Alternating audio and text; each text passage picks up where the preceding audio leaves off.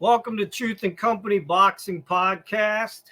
I'm your host, John the Truth Dioria, and today our guest is Minnesota's own former IBO Junior Lightweight World Champion, the Rice Street Rocker, Mike Evgen. How you doing, Mike? Good, John. Mike Evgen, you said it perfect. Appreciate it. Thanks, man. I was trying. How you doing today? Real good, thank you. Over with my family and my girlfriend, and just excited to be on the show here. All right. So first of all, I want to bring this up because I want you to explain this to me. I've read about it, but I want to hear it from you. So most people, when they get involved in boxing, obviously it's for various reasons. Some come from the streets. Some need it to basically save their lives. Some just do it for fitness. But you did it for a different reason. From what I understand, at age 12, you got into boxing to honor someone else that was a boxer that passed away. Is that correct? You're correct. One of my cousins, I actually had a couple cousins that were boxing in the late 70s. And one of my cousins, Tommy Luger, was shot and killed on New Year's Eve, 1979, turning 1980. And Tommy was about 5-6 years older than me, but he was always one of my favorite cousins because me as a little 11, 12-year-old little runt, he would always take a little time for me when he seen me and, pick me up, throw me around, just kind of pay attention to me a little bit. And that kind of, I don't know, it just made me feel good that he would spend a little time with me. So and now also, two of my uncles, Jay Pelzer and Sonny Pelzer, were coaches at the Ray Street Gym. So it was kind of a family affair down at the Ray Street Gym. So now, did you hang out at the gym with your cousin? Is that no? So you were no, I was actually boxing. I think back then was probably furthest from my mind. My older brother Mark, he did try to box, and he didn't fare too well. But it takes some guts. But let me ask you this. I mean, to honor somebody, sometimes when people honor people, they honor them with an event or a one-time thing. But as a 12-year-old, to make that type of commitment to honor somebody, to walk into a gym, to train every day, to never give up, and then not only just you could have honored him just by being an amateur fighter, then you turn pro, you win the IBO title. I mean, you have a successful career of 31 wins, 13 knockouts, 6 losses. I mean, that's a dedication. I mean, you definitely, you honored him with your life change. I mean, you changed your entire life for him. Well, when I started, it was I don't know. I would always think of him when I was at the gym and stuff. And when the days that I didn't want to be to the gym, I would think of him, and that would kind of motivate me to buckle up and get down in the gym and do what I got to do to be successful. The IBO junior welterweight title that I won was fought on April 9th of 1992, which was Tommy Luger's birthday. Wow. What are the chances of that? Well, it was funny. The promoters, Joe Montpettit and Jim Rogers, they were gonna promote the fight, and it was supposed to be April 20 something. And I made the request and asked them if there'd be any way we could move the fight up to April 9th. And they wanted to know what the reasoning behind that, and I explained to them that was my cousin Tommy Luger's birthday, and he was the whole reason why I started boxing. So It was pretty ironic that I won the title on Tommy's birthday. So let me ask you something then. Now that you're talking about that fight with your title, so when you won that title, did you go to his grave with the title? Did you talk to him after you won the title? I mean, I just kind of had my time with him. Yeah. I remember late at night. That night after I won the title, I was married, and I remember staying up and kind of looking up at this sky and just having a moment with him and kind of thanking him for being my inspiration. okay, that's pretty cool, man. I mean, I want to jump back to your debut a little bit. Now, Sure. you debuted in '89, and you went 16 straight without a loss, and then you lost. So tell me, how does a fighter that goes 16 straight fights, how do you take that first loss? I mean, what do you do? How does it feel to keep going? I mean, when you're so used to winning, and the reason I'm asking is for other guys that are out there that may be in the same position that you were, that are continuously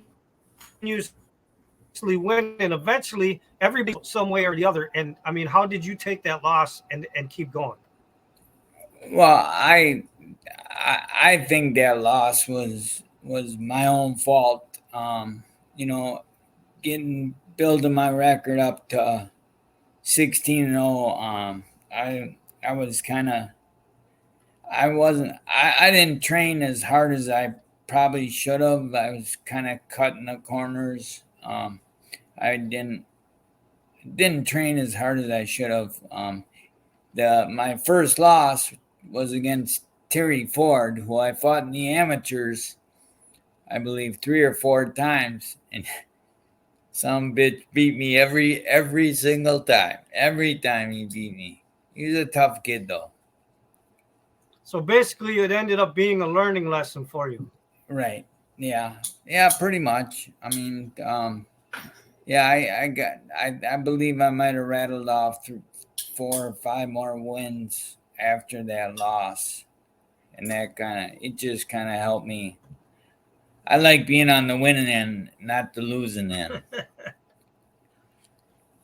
Okay, so now you also tell me about your trip to South Africa. I mean, a kid in the '90s back in Minnesota, and I hate to say it this way, but we're all aware. Even Teddy Atlas has said it a million times that Minnesota fighters and Midwest fighters in general back in the '80s and the '90s, you guys were known as opponents, even though. Right. Yeah, and people hated the fact that they would say that about us or about you guys here, but over the years, it's gotten a lot better. But sure. A guy like you, and there's a few other guys, we're proving that you weren't just opponents. And right. and a guy like you got a chance to go to South Africa, which doesn't happen very often. A kid from Minnesota. So tell me about that opportunity. And that's another fight that. If I would have had my head on straight, I would have done a lot better. But I can't do nothing about it now. My manager at the time was Rory Rowe, and I had just got beat out in Las Vegas against Rafael Ruelas. I took that fight on 12 days' notice. And again, my own fault. I had to lose 17 pounds in 12 days to get down to the lightweight limit. Needless to say, I cut the weight, and the fight didn't turn out so well. Got my ass kicked pretty much. But okay. So you switched fights on me. So let's talk about that one, and then we'll go back to the South African one. That wasn't much of a fight in Vegas, eh? Oh, okay. So there's some speculation. Okay, you hooked up with these guys from Miami. They're the ones that got you on. Now there's speculation, and I want to hear what you got to say about this. Do you believe the guys that from Miami that you were hooked up with? Do you believe they were part of the Miami mob? No, I don't think they were the mob. Al Banani was police chief in Dade County down in Miami. So no, I don't think he was. Yeah, I think they had a couple of top ranked fighters down in their gym. Freddie Pendleton, Sugar Baby Rojas, Uriah Grant. So they had some Okay. Well, no, I just talent. because I wanted you to answer that question for everybody because I know there's been Yeah, speculation on the internet that right. was possible, but I Yeah, wanted you to clear that up. yeah. No, I don't believe they were with the mob. No, Okay. So but no, they didn't have my best interests at heart. They no. they just used me, I think, as a sparring partner Okay. So for now let's jump back to South Africa. Even though you lost the fight, though, that had to be a huge opportunity to go to another country for a kid from Minnesota.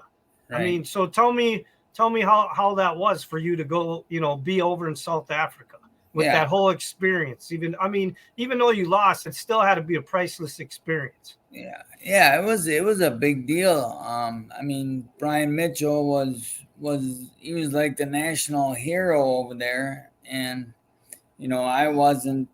Again, I don't want to make excuses, but I wasn't at my best. I've had some problems. I was pretty much full fledged alcoholic at that time. They put me up in a suite and up, and I had a wet bar. There's no shit.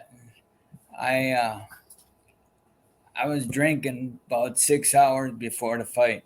I knew my career was pretty much over, and I didn't think I had a shot in hell of getting a decision over in South Africa against a former champion.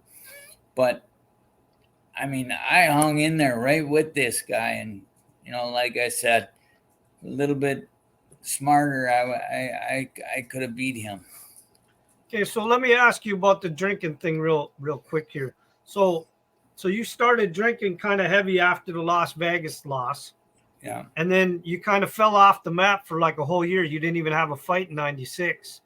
And no, and I've watched your documentary, and for the guys that haven't watched it, definitely go check it out. It's the Rice Street Rocker. It's a small little documentary, but I mean, you basically bought a trailer with your leftover money and you went in your trailer. And now I thought I heard you say in the thing that pretty much you just wanted to go in there and just like end it. So were yeah.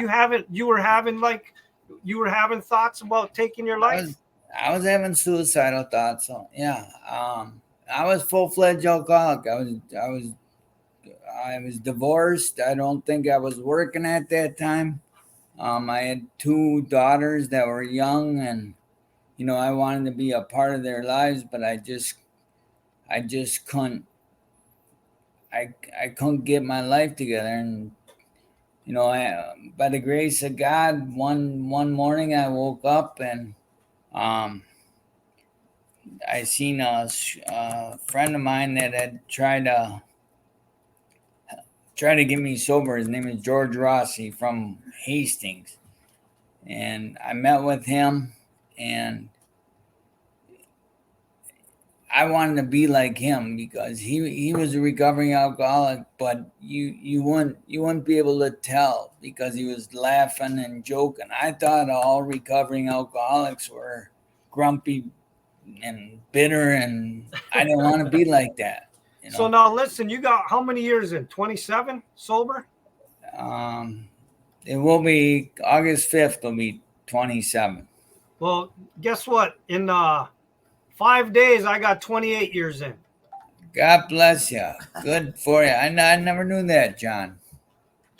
Cat. So Can you yep. hear me? So yeah, Okay. I've been sober for 28. Yeah, I've been sober for 28 Good years, and for you. trust me, Oh, I went I down the know. rough path. I went So yeah, we both got something in common there. Well, good for you. Congratulations. Thank you.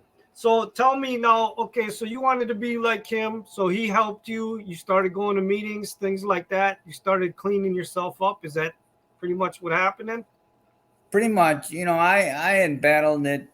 I was probably alcoholic first time I ever drank, but for like a dummy, I just kept repeating stupid stuff, getting in fights, getting thrown in jail.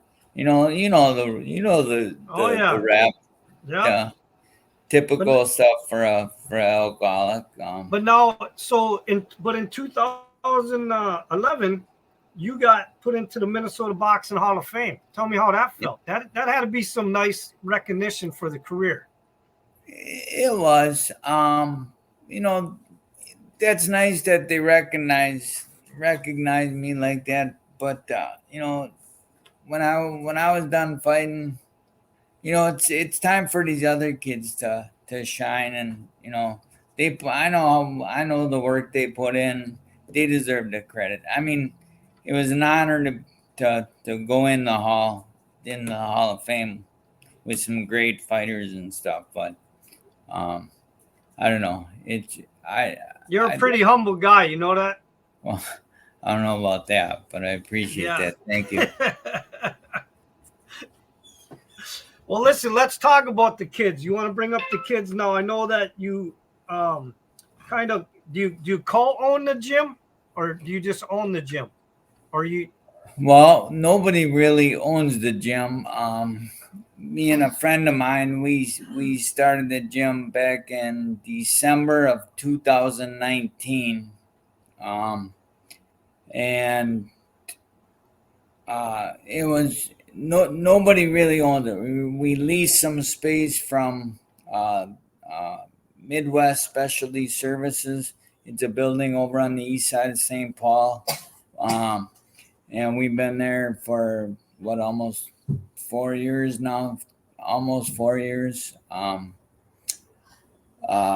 we got we're we stay alive by donations and little membership money from the boxers and the coaches that help out. But yeah, it's going pretty well. Unfortunately, I had some health issues earlier this year, and I had to step down. I got a couple other people that are running the Rice Street Old School Boxing Gym now. Dustin Van Gilder, shout out to him. Matt Vanda's there. Steve Piper helps out. Russ Newton. So we got guys that are knowledgeable enough and keeping the gym going.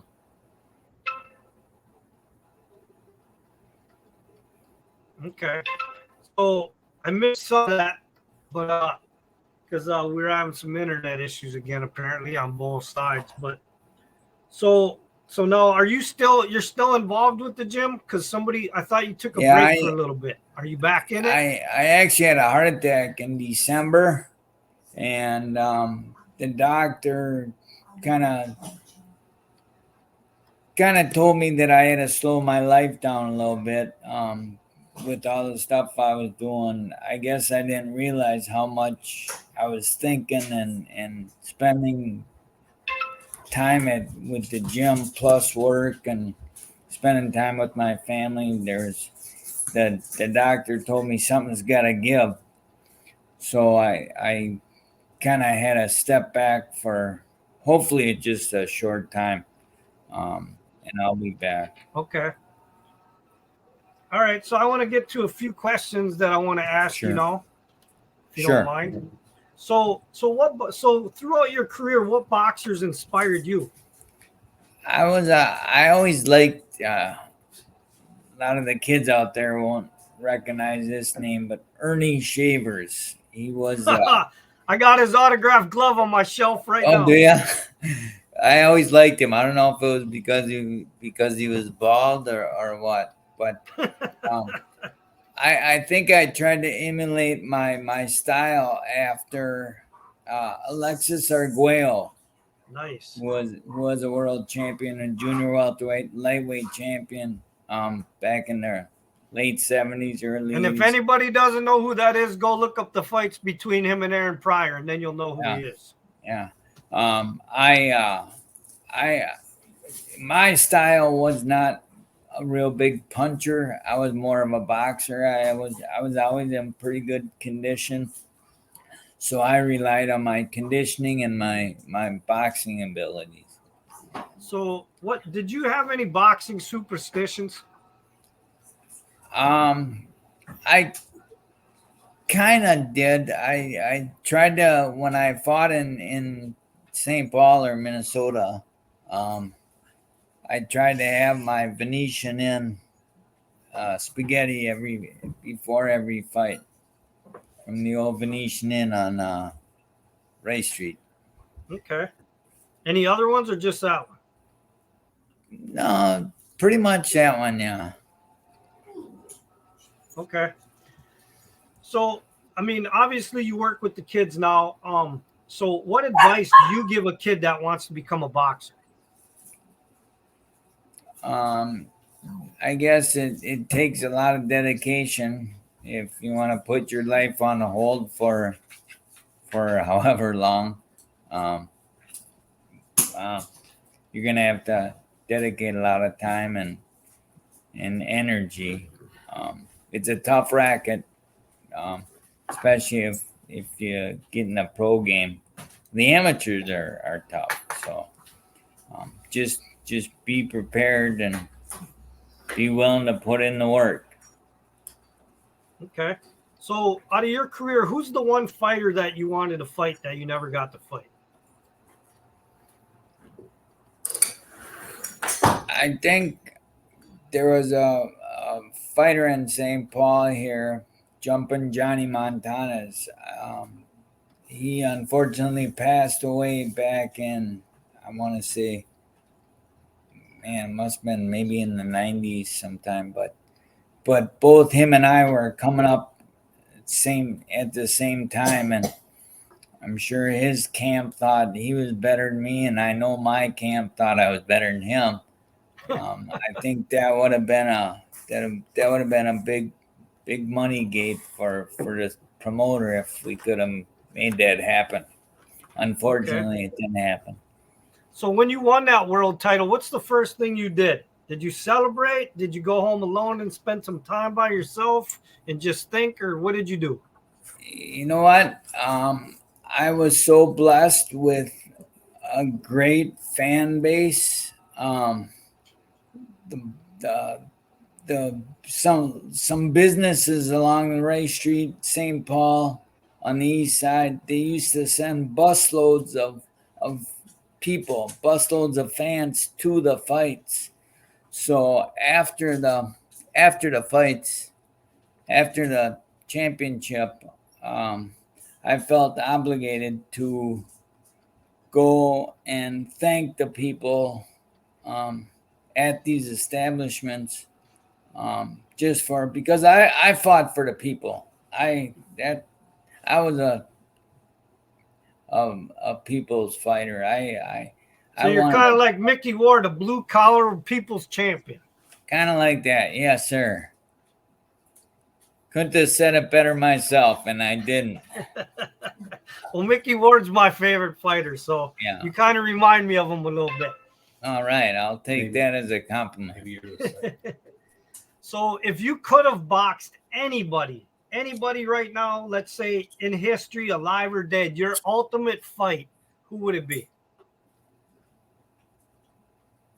That's a good question. I never thought about that.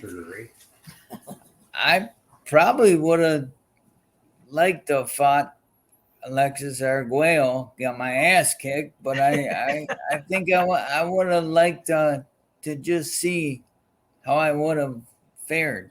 Okay, that's an honest answer. So, do you have any phobias? Any what? I'm sorry. Any any any Phobias? phobias? Are you scared of anything? Are you afraid of heights? Are you afraid of snakes? Yeah, phobias. They're scared of anything. I It's just me. I'm afraid of. I think people not liking me. I think I want to be liked. Okay. So, all right. Speaking of that, what's the strangest item or thing that anybody's ever asked you to sign as on an autograph? Oh wow. I think I signed somebody's bald head on top of his head. Okay. So, are you aware of these celebrity boxing matches that are getting bigger on TV and stuff? I seen them the guest that you had the other day yesterday. Okay. I think was that So, yesterday? if you could go on a celebrity boxing match, what actor or athlete or somebody like that, who would you want to fight on there? It had to be somebody I don't like very much, probably. Um, there used to be an actor a long time ago. I could never stand him. Steve Lawrence. I think he was a singer. Okay. Yeah. Oh, that ain't very nice. So listen, are you? And obviously, you're talented with your hands in the boxing ring, but are you artistic with your hands in any other ways? No, Like, can you no. build stuff, painting, No, drawing, writing? no, Nothing. no, I can't. I'm not. No, I'm just lucky. I can box a little bit. I can't do much of anything. I'm a hard worker, but I'm not too talented. Okay. All right. So let me ask you this, because a lot of boxers do this, and I'm curious to know if you do this. Can you play chess? I used to be able. No. I probably could if I haven't played in 100 years, but I think I could relearn. Yeah. Okay. Yeah. Checkers. I got you. All right. So do you watch boxing right now? Do you watch it on TV and on the apps and stuff? Do you pay attention to it? I used to be in. I used to know every champion and probably every top 5 fighter in the world, but I don't know. Over the last 5-10 years, especially when we opened that the amateur club, my heart's with the amateurs. Okay. I don't know too many of the pros anymore. Well, no, I was just so. What do you think? I mean, in just your opinion, what's the number one problem in boxing right now? Crappy decisions. Just bad decisions. Granted, we all watch a different fight, but I mean, come on. When there's one fight that's a matter of fact, that Louis Lamelli fight that I had for the title, the judge from his home state was one of the judges. We had a judge from Minnesota, North Dakota, and from Illinois. And the judge from Minnesota had it, I don't know, 112, 110 for me. The judge from North Dakota had a 112, 110 for me. And the judge from his home state, Lamelli, Illinois, he had it like, I mean, it was like an 8-9 round difference. I couldn't believe it, but just the bad decisions, it's not right. So basically, it's the judging.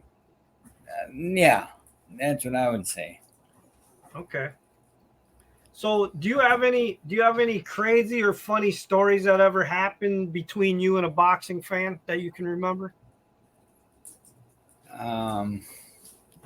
Yeah, but I probably shouldn't share it. Might get somebody in trouble. Well, you don't got to use names. No, just no, not really. I don't. Not too funny. No weird interactions with any fans over the years? No, not so much. Yeah, when he got his hair pulled up.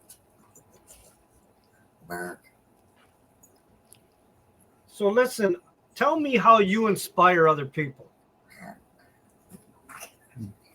Do I? I don't know if I do anymore. I think I might have years ago.